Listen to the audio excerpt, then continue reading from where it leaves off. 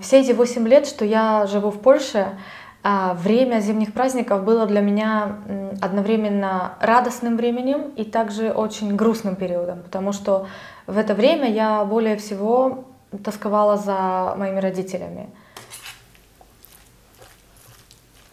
Мне очень их не хватает. Особенно сегодня. С тех пор, как мы познакомились с Вальдеком, я стала проводить праздники с его семьей. И все время думала о том, смогу ли я когда-нибудь встретить Рождество, Новый год с моими родителями.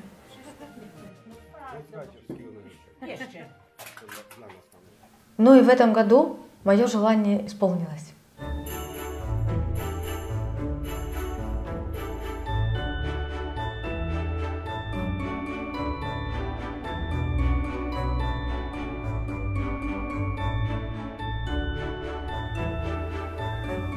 И вот впервые мы отмечали это Рождество с вами, с Борей, с его невестой. Миленой. Миленой, да. Ну, похожее на наше Рождество, похожее. Тут вот обязательные оплатки. Там какие-то пластиночки такие, я не знаю, как это называется. Вот нужно было отломить, дать кому-то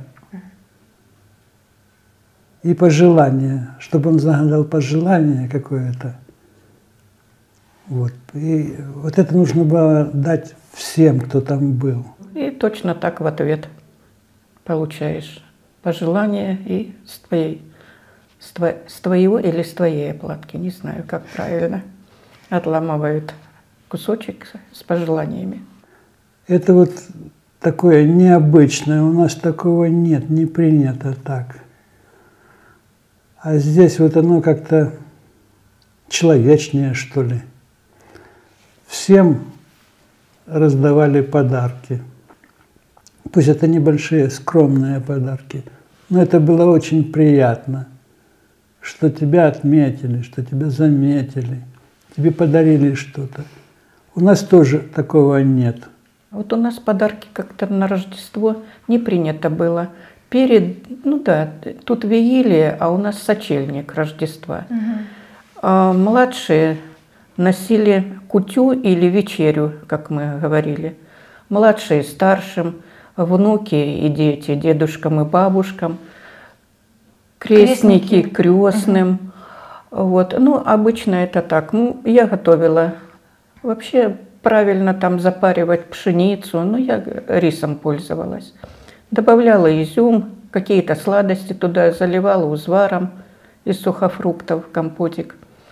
Вот. Ну и кто медом, кто... В общем, это сладкое блюдо было. Готовилось оно немного.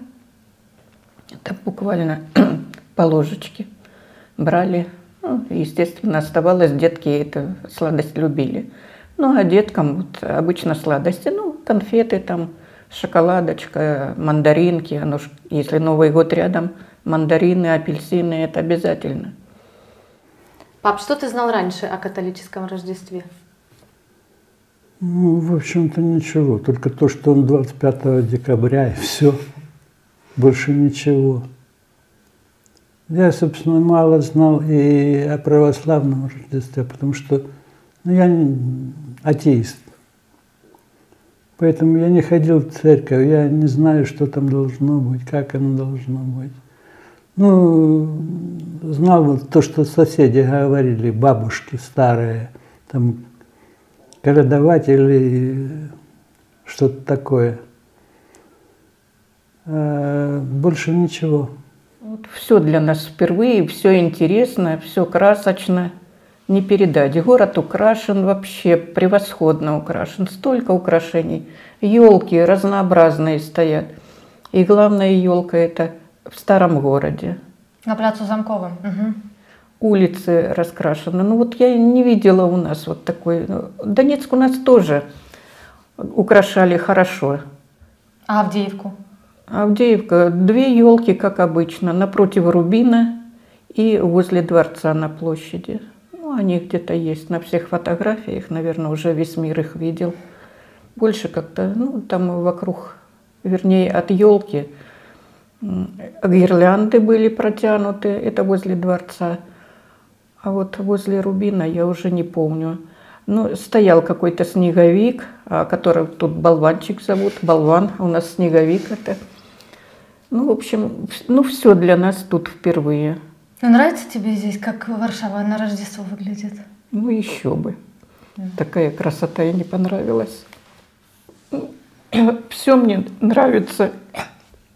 И город, и люди, и украшения праздничные. Ну, абсолютно все. Магазины так раскрашены. И просто я опять Авдеевка. Разрушенная, неукрашенная.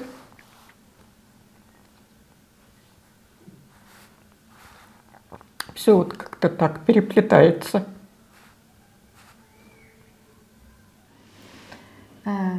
А как отмечали Рождество, когда ты была маленькая? Что ты помнишь? Как отмечали или не отмечали? Ну, у нас религия запрещена была. У нас же тогда Бога не было, отрицали его. И в церковь ходили только бабушки, которых нельзя было попросту наказать. А твоя бабушка ходила? Обязательно. Бабушка у меня верующая была. Она и к заутренней ходила, и к обедней, и к вечерней. И поэтому, если бабушка уходила на Рождество, а она все время ходила каждый день, для нас это особо так и не было ничего. Вот. Ну, кутю она, да, варила. Но тогда вот такого не было, чтобы это праздник в семье был огромный, чтобы 12 блюд готовили. Нет, в основном все как-то скрывали. Ничего, ни гостей, ничего, да? Вообще, ты не знала, что Рождество? Я не знала, да, я не помню такого, потому что в церковь, вот когда уже позже, мы начали ходить под церковь на Пасху, на Великдень, то обязательно дружинники дежурили. Но это уже позже было, когда ты взрослая была? Это да, это я уже была взрослая, я уже работала после техникума. Когда были маленькими, ходили по дворам, колядовали. Но люди встречали, угощали яблоки, мандарины, конфеты. Иногда деньги давали, но деньги немного, это мелочь. Но дело в том, что это же было 50-й, 55-й, 56-й год. Тогда люди еще жили довольно плохо, бедно. А как вы отмечали праздники, когда война уже началась, вот после 2014 года? Вы ходили к соседям, или соседи к вам, или вы сами встречали там Новый год, Рождество? Как это было у вас? Ну, нет, особо никто ни к кому не ходил. Вот мы единственное, что с соседями со второго этажа поздравляли друг друга с праздником. Да, забегали на чаек, на 100 грамм. Ну, все как положено. Ну, таких вот шумных празднеств нет, не было. Мама была почти всегда. Как-то у нее получалось, что она почти все время у родителей своих, потому что там у деда был инсульт у ее отца. Потом у матери тоже был инсульт. То есть за ними нужно было постоянно ухаживать. Вот она там, а я у себя дома. Я не помню. Ну, то есть вот после того, как мы с Борей уехали, вот вы так и не встречали Новый Да, год, да, да? Вот да, только у да, нас мы тогда да. собирались, да? Да, а когда ты еще была маленькая, ну, это мы так про вигилию или сочельник пока говорим, да? Ну, про все праздники Да, зимние. а вот само Рождество мы почти все время отмечали у нашей кумы. А, это я помню. У нее мама, бабушка древняя, родилась 7 января. А, да, точно. И тетя мы Надя. все время, да, там было шумное застолье, но это не было войны. Это не было... Так это я маленькая да, была, ну. это было мирное время, не было никаких ограничений, ни военных положений, ни комендантского часа. Ой, да, весело, наверное, тогда было. Деток много собирались. 2 бабушки обязательно. Машенька сидела, тетя Надя. Ну, а помнишь, как под елку подарки, Да. под елку подарки подкладывали? Да, Я да. помню, что вы мало того, что под елку подкладывали, так еще как-то пытались меня так разыграть, чтобы я не пронюхала, что вы что-то там замышляете. А потом еще, я помню, часы нашла на елке в такой коробочке, где-то там на ветках. Только Маринка висели. ее нашла, а ты искала Что-то- подарок и думала, без подарка осталась. Маринка этого- зашла, вот этого не ищейка помню. девочка, сразу хоп. Этого не помню. А помню тоже, и потом я уже, Боря тоже пыталась под елку, вы его отвлекали, что Дед Мороз пролетел, а в этот момент подсовываешь подарки под елку. Да, кто-то дверь открывал на Да, балкон, да, чтобы ветерок прошел Да. по ногам. Да, было такое.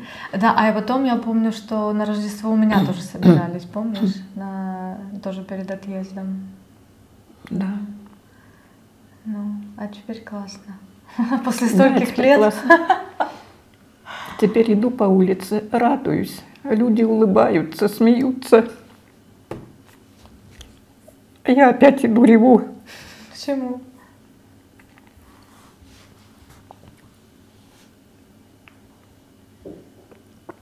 Наверное, от умиления, от радости, что я здесь с вами.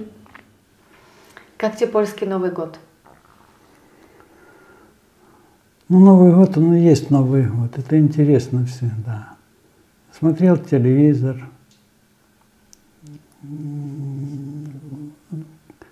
Именно на сам Новый год, то есть в 0 часов, начали стрелять, фейерверк, салюты. Люди выбежали на улицу, тут во дворе полно людей было.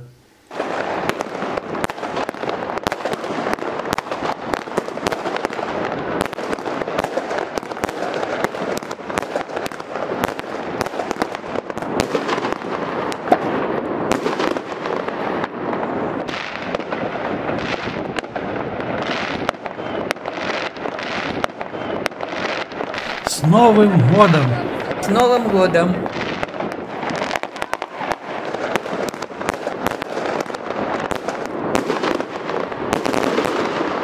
Огромным плюсом смешанной польско-украинской семьи является то, что мы все праздники отмечаем дважды. Сначала мы отмечаем польскую вигилию, потом мы вместе отмечаем Новый год, и потом мы отмечаем в один и тот же день Trzech Króli, праздник трех королей, и православную вигилию. Так что 6 января был для нас очень-очень праздничным днем.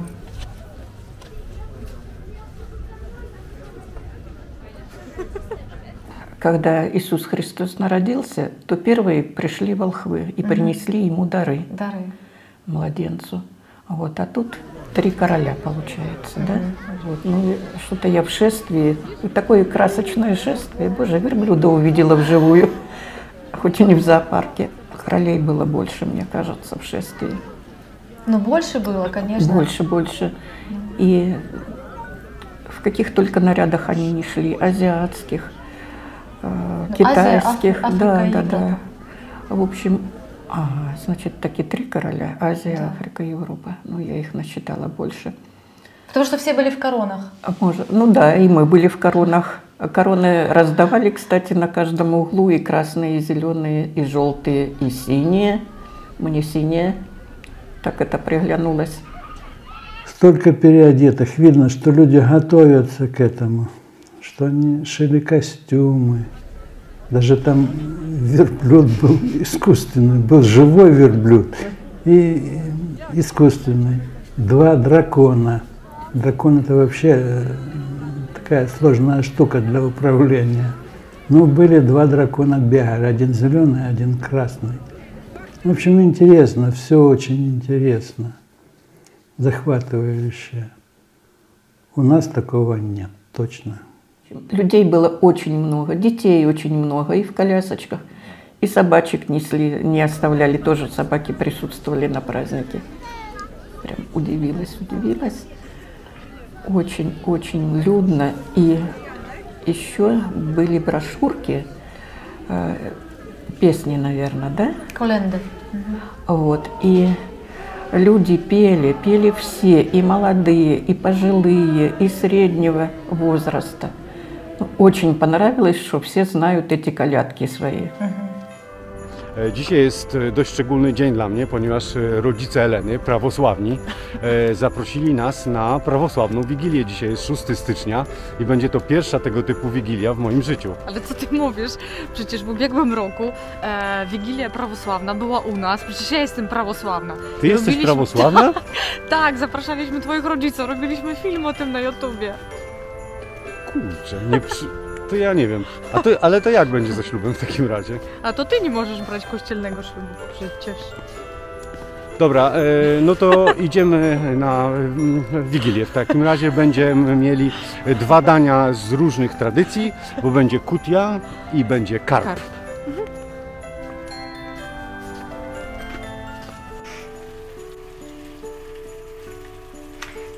Я решила позаимствовать очень хорошую польскую традицию и второй раз пожарить карпа на православное Рождество.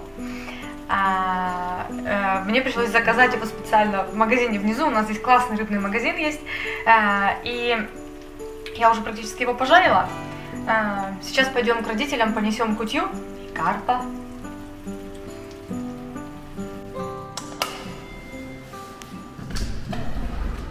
Dobry wieczór. Dobry. Это кутя и карп. Dziękuję bardzo. Приятного солнышка. Здравствуйте. Здравствуйте. Милости просим. Милости просим. Милости просим. Или еще у нас когда заходят, говорят, мир вашему дому. А говорим, с миром принимаем.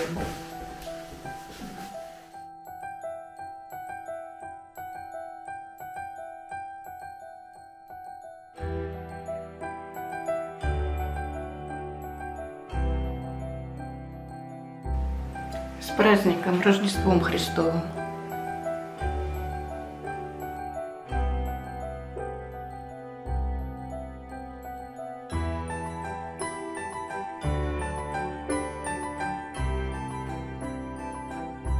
Zdrowych i spokojnych świąt.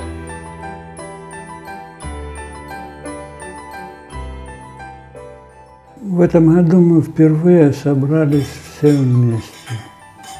Это было здорово. Это были настоящие праздники.